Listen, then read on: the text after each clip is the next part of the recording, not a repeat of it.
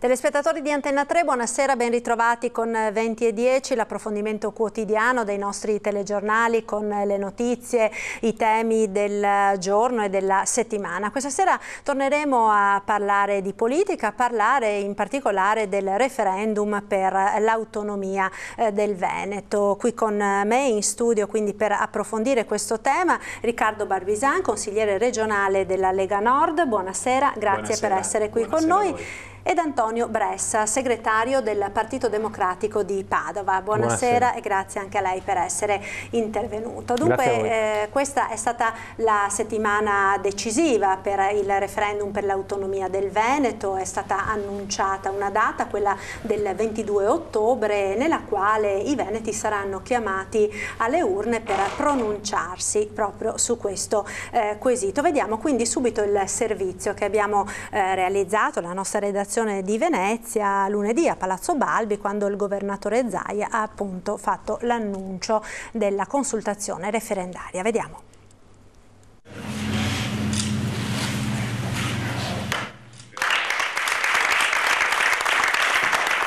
Con la firma del decreto di indizione delle urne si parte ufficialmente. I veneti sanno che ormai è certo, il 22 ottobre 2017 dalle 7 del mattino alle 11 di sera si andrà a votare per il referendum per l'autonomia del Veneto. Il dado è tratto. Con la firma a Palazzo Balbi del decreto di indizione delle urne, il presidente veneto Luca Zaia ha chiuso il percorso istituzionale che porterà al referendum sull'autonomia il prossimo 22 ottobre. Una data simbolica a 151 anni esatti dal plebiscito di annessione del Veneto all'Italia. La nostra sarà una celebrazione al contrario, spiega il governatore, per ritornare Paroni a casa nostra. Paroni a casa nostra significa che possiamo diventare come Trento e Bolzano. Il percorso sicuramente sarà impervio, non sarà facilissimo, però la base per la trattativa è il referendum. Senza il referendum non si va a trattare. Una risposta a quanti dicono che la consultazione non era necessaria per aprire la trattativa col governo. Io auspico che ci sia dibattito, che sia civile, che non sia l'occasione per i veneti di un'ulteriore divisione, ma si capisca che il nemico è fuori, è Roma e non sono i vicini di casa veneti. Ecco, concluso quindi l'iter che porterà i veneti alle urne. Naturalmente ci sono divisioni nella politica, in particolare il Partito Democratico si è proprio spaccato nella nostra regione relativamente al quesito del referendum. Antonio Bressa, che cosa sta succedendo nel PD? C'è chi dice sì, c'è chi dice no, c'è chi dice ni? Allora, il Partito Democratico è in una fase molto particolare, visto che siamo nel mezzo di un congresso. Noi questa domenica celebriamo le primarie, quindi sarà un momento di democrazia molto importante per noi, e con il coinvolgimento dei cittadini che saranno chiamati a scegliere il prossimo segretario regionale definiremo anche qual è la linea politica. Per cui è normale che in questo momento non ci sia una linea univoca per tutti, ma ci siano diverse posizioni in campo che si stanno confrontando e vedremo quale emergerà vincente dalla tornata elettorale di questa domenica. Io personalmente sostengo Luigi Alessandro Bisato, che è il candidato di Padova, tra l'altro alla segreteria regionale, che lui dice di votare sì al referendum per l'autonomia, perché evidentemente è una posizione in sintonia con un sentimento diffuso tra i veneti, ma dice anche delle cose sacrosante, cioè che questo referendum sostanzialmente non sarebbe necessario, nel senso che per ottenere maggiore autonomia la cosa importante è quella di intavolare un negoziato con il governo, con Roma, ed è una cosa che Zaia avrebbe potuto fare anche molti anni fa. Invece siamo di fronte a un lungo ritardo e oggi la cosa che ci viene proposta è solo uno spot elettorale, perché sul piano formale, anche se tutti i veneti vanno a votare sì, non cambia nulla, perché quello che conta è il negoziato col governo. Siamo di fronte quindi solo a uno spot elettorale che ci costa 14 milioni di euro, che personalmente avrei visto meglio investiti sul sociale, sulla sanità, sui temi che sono cari ai cittadini, in particolare quelli più bisognosi. Per cui la posizione del Partito Democratico è molto semplice: se proprio bisogna andare a votare, voteremo sì, al di là di quelli che invece dicono no, a questo punto, visto che non siamo d'accordo, votiamo no. Però, dobbiamo dirlo con forza, è una presa in giro. Tra l'altro non arriveremo mai ai livelli del Trentino Alto Adige, come dice Zaia, perché lì c'è un sistema anche di accordi che derivano dalla storia del Trentino Alto Adige, che prevede un'autonomia molto maggiore anche dal punto di vista fiscale, che il Veneto non potrà mai ottenere. Per cui l'invito che faccio agli amici della Lega Nord di tornare sulla realtà, dire parole di verità ai veneti e su quelle confrontarsi. Ecco, Barbisana, allora è un referendum non necessario, non cambierà nulla dopo questa consultazione? Beh, guardi, intanto è cambiato subito qualcosa, perché siamo la prima regione che nella storia può affrontare questo referendum. Il referendum non è un capriccio dei veneti, il referendum è stato sancito e dato dalla Corte Costituzionale dopo che il governo del Partito Democratico aveva impugnato la legge perché non era d'accordo su questo referendum, credeva che non fosse costituzionale.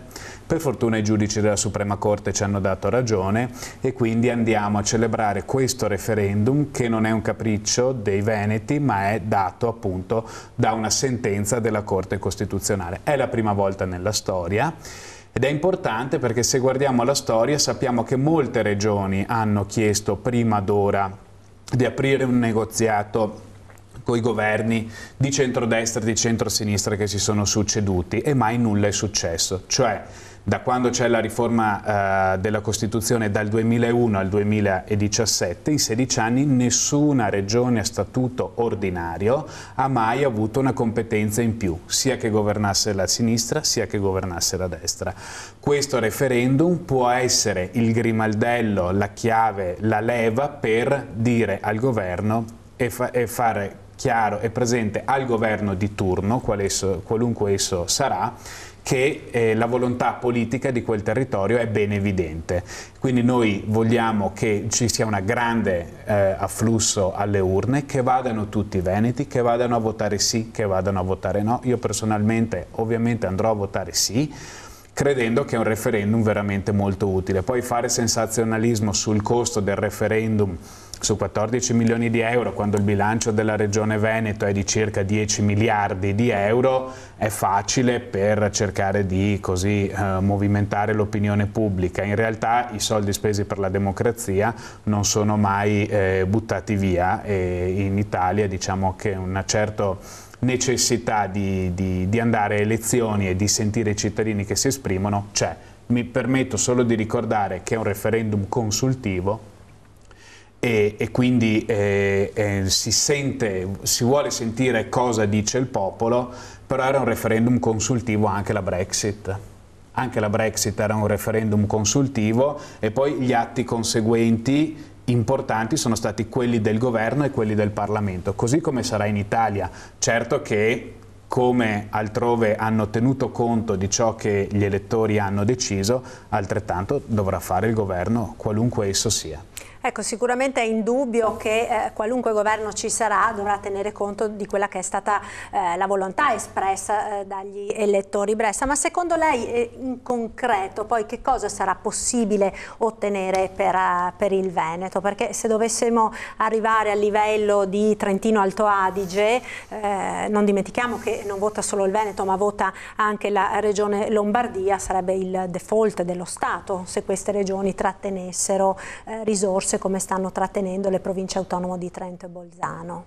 Beh, in realtà c'è un equilibrio perché nel momento in cui si definiscono le competenze che devono essere delegate alle regioni, è evidente che le regioni si devono far carico di alcune spese che in questo momento sono in capo allo Stato, per cui semplicemente invece che lo Stato mettere delle risorse per dei servizi che poi hanno ricaduta sul territorio regionale, non li mette perché è la regione che si fa carico di sostenere quelle spese, per cui da un lato tratteniamo delle risorse ma dall'altro le abbiamo anche per poter erogare dei servizi che non eroga più lo Stato, per cui la questione dovrebbe essere in equilibrio. La cosa importante è discutere anche con il governatore Zaia di quali competenze si vuole trattenere sul territorio, perché è troppo facile dire vogliamo maggiore autonomia per il Veneto se non si entra nello specifico e si definiscono le competenze che possono essere sui temi del lavoro, della scuola. Ci sono tante competenze che possono essere negoziate con lo Stato perché siano gestite dal territorio. L'importante è portare la discussione dal lato della propaganda finalmente al lato delle cose concrete e pratiche. Quindi ci dica Zaia quali sono le competenze sulle quali si può ottenere maggiore autonomia e così di conseguenza ci si può organizzare, perché ad oggi sentiamo solo parlare di un modello, quello del Trentino Alto Adige, che è raggiungibile e c'è poca concretezza invece rispetto a ciò che si può realmente fare. Ecco, che cosa si può realmente fare? Quali sono queste competenze? Ed è proprio così irraggiungibile questo modello del Trentino Alto Adige? Ma è irraggiungibile se i veneti non ci credono e se ci sono parti politiche che per forza pensano che ai veneti non debba mai spettare qualcosa che agli altri invece può spettare in ragione di non si capisce quale superiorità antropologica o filosofica.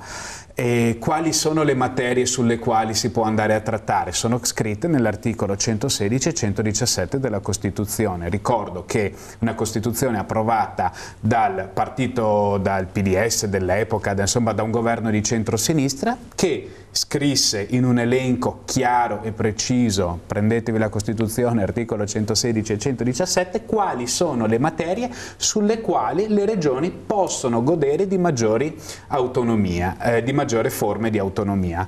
E quindi noi andremo a trattare ovviamente su tutte, cioè non ci presenteremo nella ridotta, no? Con poche competenze da chiedere, noi andremo a chiederle tutte, perché il nostro modello sono le province autonome di Trento e Bolzano, che quelle competenze le hanno tutte.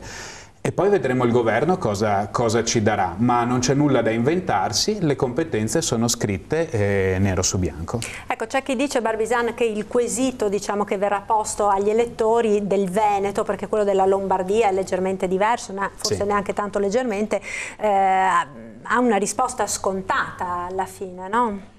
Beh, il quesito è frutto della trattativa tra Regione e Governo che vi è stata sul quesito, perché la sentenza della Corte Costituzionale ci chiedeva di trattare il quesito. Noi abbiamo inviato delle lettere al Governo nella quale chiedevamo che nel quesito vi fosse l'elencazione di tutte le materie di cui al 116 e al 117 della Costituzione.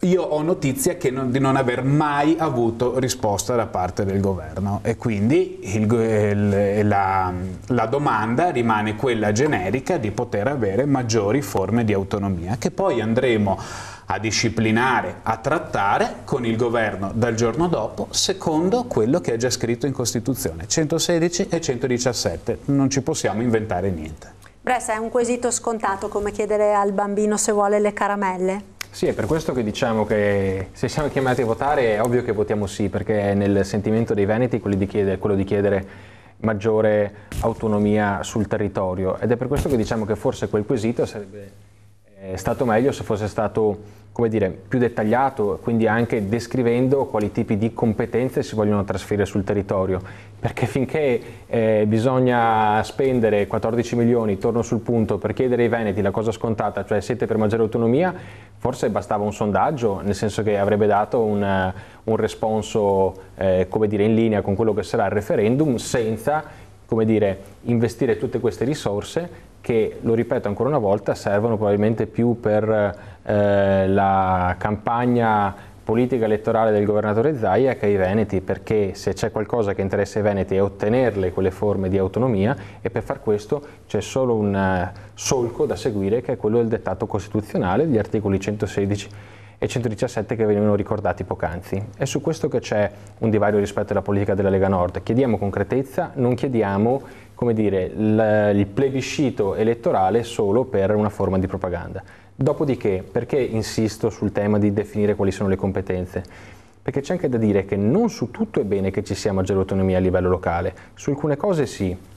Soprattutto bisogna inseguire la possibilità di trattenere maggiori risorse, però ricordo il dibattito che c'è stato quando abbiamo affrontato il referendum costituzionale. Alcune materie, per esempio sulle politiche attive del lavoro, non ha senso che siano parcellizzate di regione in regione. Se io prendo un patentino per guidare il muletto in Veneto, se poi vado a lavorare in Lombardia, devo rifare un nuovo patentino per guidare il muletto in Lombardia, perché i due sistemi non dialogano tra di loro. Se voglio fare una grande opera, un'opera infrastrutturale, se una regione è d'accordo e un'altra regione non lo è, ed è un'opera di rilevanza nazionale, quella probabilmente si ferma nella burocrazia italiana. Per cui bene parlare di autonomia, bene parlare di maggiori risorse, però non così a livello generico, perché alcune cose, penso anche al turismo per esempio, ha senso andare con 20 stand nelle fiere internazionali per ogni singola regione, o forse serve meglio andare con uno stand unico dell'Italia?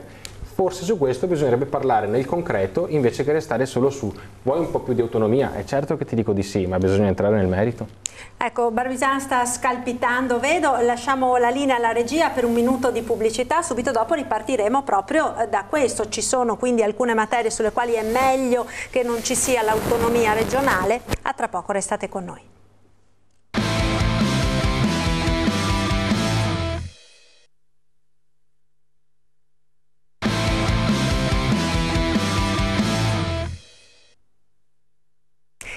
e 10, rieccoci in diretta con Antonio Bressa, segretario del Partito Democratico di Padova, e Riccardo Barbizan, consigliere regionale della Lega Nord. Stavamo parlando del referendum per l'autonomia del Veneto. Abbiamo chiuso prima della pubblicità appunto con Bressa, che sottolineava come ci sono alcune materie per le quali secondo lui è meglio non ci sia l'autonomia. Barbizan. Però noi ci basiamo su una riforma costituzionale del 2001 fatta dal centro-sinistra. Infatti noi non votammo quella riforma della Costituzione, sono gli attuali che oggi si oppongono alla nostra richiesta di autonomia su determinate materie che all'epoca le concessero alle regioni. Quindi diciamo che bisogna mettersi un attimo d'accordo tra cosa si voleva e cosa si vuole oggi. Io dico solo una cosa, ecco, ci possono essere delle storture, sì, cioè l'ottimo è nemico del bene.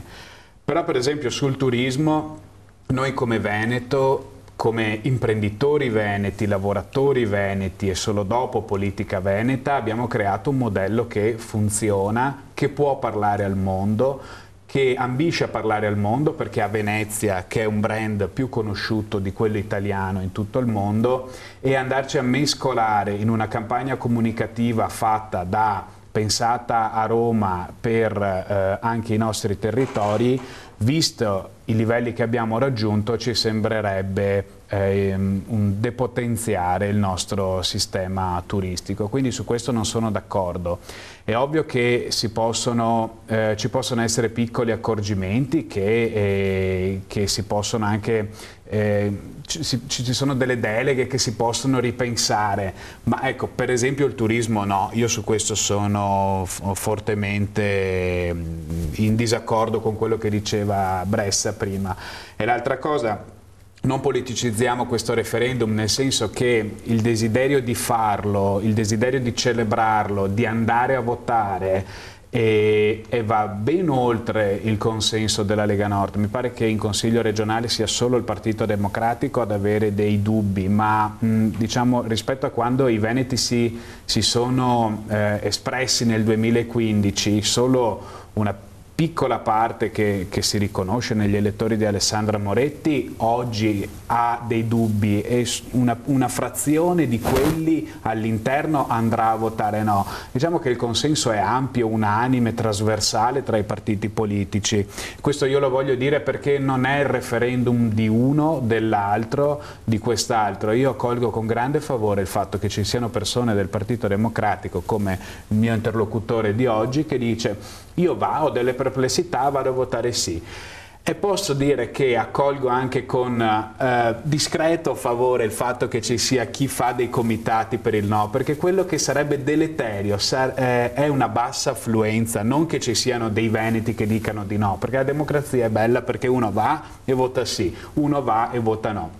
Sarebbe stato brutto vedere dei partiti dire non andate a votare. Ecco, questo sarebbe stata la cosa più avvilente come amministratore veneto, come consigliere regionale. E invece, diciamo, la voglia di andare a votare sì, andare a votare no, coinvolge e contagia quasi tutti. Questo è bello, può essere un momento di unità, di forte unità per il Veneto, una regione che secondo me invece ha ottenuto poco a Roma, specie per le divisioni interne che abbiamo sempre avuto, a differenza di altre parti d'Italia che sanno essere più unite e coese quando si tratta del proprio territorio.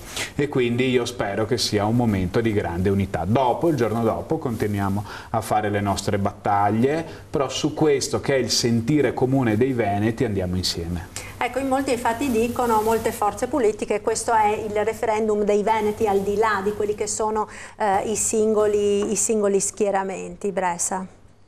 Beh sì, è chiaro che poi sono chiamati in causa tutti i cittadini del Veneto e quindi è normale che sia un referendum, come dire, che appartiene al popolo veneto. È nella modalità con la quale si propone questo referendum che noi ovviamente poniamo delle critiche di carattere politico alla parte politica che ha come dire, predisposto questo tipo di consultazione. Normale che il tentativo sia di dire che è un referendum del popolo veneto, facendo pensare che quel referendum sia un passaggio, come dire, necessario per ottenere il risultato di maggiore autonomia per il Veneto. Il pericolo è che il cittadino possa, come dire, immaginare che attraverso questo voto, attraverso un sì al referendum, possa risolvere la questione dell'autonomia del Veneto, quando invece il percorso, lo dico ancora una volta, è quello del negoziato con il governo, è quello della serietà nel solco della Costituzione, non quella di una consultazione che invece con il negoziato con il governo ha poco a che fare. Quindi lei in sostanza, mi scusi se la interrompo, dice non bisogna ingannare i veneti. Questo sì è il tema, esatto. Piuttosto diciamo parole di verità, diciamo cosa bisogna fare per ottenere maggiore autonomia per il Veneto, sedersi al tavolo col governo e negoziare competenza per competenza, dimostrando di avere le caratteristiche e i conti in ordine per poterle gestire sul territorio. Non si fa invece con una domanda generica per cui si dice ti piace l'idea che il Veneto abbia più autonomia, perché è una risposta scontata, ma poi non ti fa fare quel passo in avanti che ti permette invece di ottenere il risultato di portare competenze sul territorio. Ecco, ma come mai secondo voi nel Veneto c'è così tanta voglia di autonomia e come mai è un argomento così sentito dalla gente? Barbisani. Beh, noi abbiamo una tradizione lunga, la tradizione preunitaria rispetto all'Italia più lunga che esista, 1100 anni di storia della Repubblica di San Marco. La Repubblica di Venezia, che ha dominato il Mar Mediterraneo e parte dell'entroterra d'Italia, ci fa orgogliosi questa storia, uno Stato tra i più avanzati dell'epoca. Io so che diciamo che si giudicano gli stati a seconda di come sono i loro ospedali e a seconda di come sono le loro prigioni. Le prigioni di Venezia, che qualcuno sicuramente avrà visitato e che oggi ci sembrano stanze terribili della tortura, bene, erano tra le più civili d'Europa e del mondo in quell'epoca. Sì, vi pensate, i piombi erano, ecco, tra le migliori dimore per i condannati. E questa grandezza ovviamente ci porta a pensare che possiamo in parte riprendere in mano il nostro destino, il nostro futuro, in parte sempre all'interno dello Stato unitario, però con la possibilità di decidere parte del nostro destino, che riguarda soprattutto la nostra economia, la nostra scuola.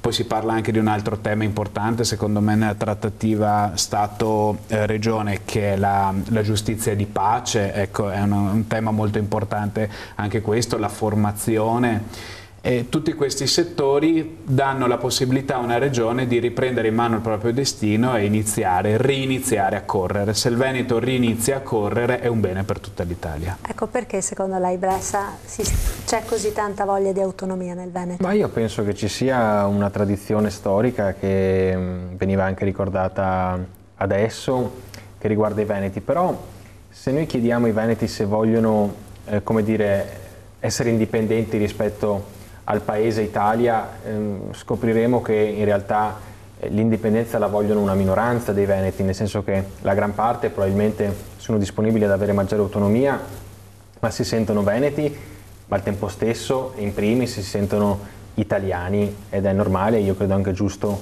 che sia così. Quindi penso che la disaffezione rispetto al sistema Italia sia più che altro una critica rispetto all'apparato centrale, burocratico, che forse non ha dato le risposte che doveva dare i veneti nel corso del tempo. Per cui la migliore risposta, dal mio punto di vista, per venire incontro anche alle esigenze dei veneti, non è quello di un Veneto indipendente staccato dal resto dell'Italia, ma è quello di rendere l'Italia un paese più efficiente.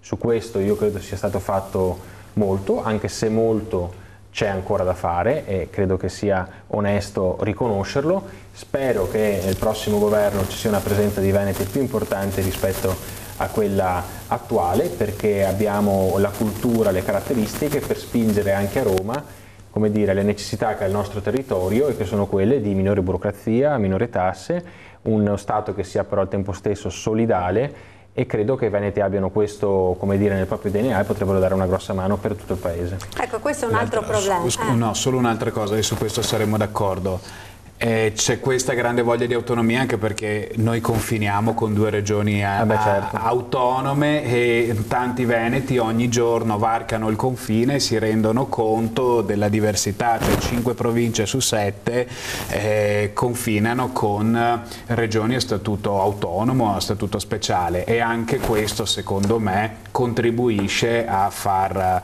nascere nei veneti il sentimento di voler maggiore autonomia. Non dimentichiamo i tanti referendum che sono stati fatti dai comuni di confine per andarsene, certo. Per andarsene ed andare e passare con, certo. con l'altra regione. Mi piacerebbe che ci fosse un altro referendum, non so quando ci saranno le condizioni in Parlamento per poter votare qualcosa del genere, che vincerebbe di sicuro, tranne in alcune regioni ovviamente, che è quello del superamento delle regioni a statuto speciale, che al di là di alcuni casi specifici come quello dell'Alto Adige non hanno più senso di esistere. Ecco, tra l'altro, lo ricordiamo, non era inserito nel referendum di dicembre, no, questo che manteneva la specificità la componente di questa... dei senatori che provengono da queste regioni è sempre determinante, è purtroppo determinante, e quindi forse addirittura possiamo spingerci a dire che se avesse vinto il sì con un sistema diverso e l'abolizione del Senato così come lo conosciamo oggi, probabilmente ci sarebbero state maggiori chance invece di imporre un referendum per l'abolizione delle regioni a statuto ordinario di lì in avanti. Non lo sapremo mai, è tutto da dimostrare. Si parla di fantapolitica, però sicuramente col sistema che c'è attualmente i rappresentanti al Parlamento delle regioni a statuto speciale sono le condizioni di poter fermare questo tipo di riforma. Ecco, qui si apre un mondo, insomma, che è quello anche della scarsa rappresentatività del nostro territorio. Ma è anche della scarsa unità, mi permetto di dire, come dicevamo prima, cioè i veneti quando arrivano a Roma tante volte non hanno saputo dimostrare di fare sistema. Io credo che adesso facciamo questo referendum, il 22 ottobre andiamo a votare tutti. Il giorno dopo, quando il governatore Zaia si troverà davanti al governo che ci sarà, che non sapremo neanche quale sarà perché potrebbero esserci delle elezioni o poco dopo comunque ci saranno delle elezioni, quindi non sapremo, non guardiamo il colore politico del governatore Zaia e del governo che sarà, diamo tutti una mano alla regione come istituzione per portare a casa le competenze che possono far viaggiare di nuovo la locomotiva Veneto come eravamo abituati. Ecco, l'ho vista annuire Bressa, stiamo per chiudere. Sul piano della concretezza, se si parla nel merito di competenze, di risorse, di cose chiare e non generiche, noi su questo piano ci siamo, e se il referendum darà ragione a chi lo ha promosso, e sicuramente, insomma, visto che anche noi siamo disponibili a votare sì, sarà così, penso che dal giorno dopo, se andiamo finalmente sul piano della concretezza, magari qualche risultato assieme per il Veneto lo si può portare, perché è vero, se c'è un limite nostro è quello di non essere tante volte stati incapaci di fare squadra. Bene, su queste parole chiudiamo questa puntata di 20:10. Io vi ringrazio per essere stati con noi, ringrazio gli ospiti che sono stati qui con me questa sera, Riccardo Barbisan, consigliere regionale della Lega Nord, ed Antonio Bressa, del segretario del Partito Democratico di Padova. Quindi una buona serata, noi ci vediamo come sempre domani alle 20:10, arrivederci.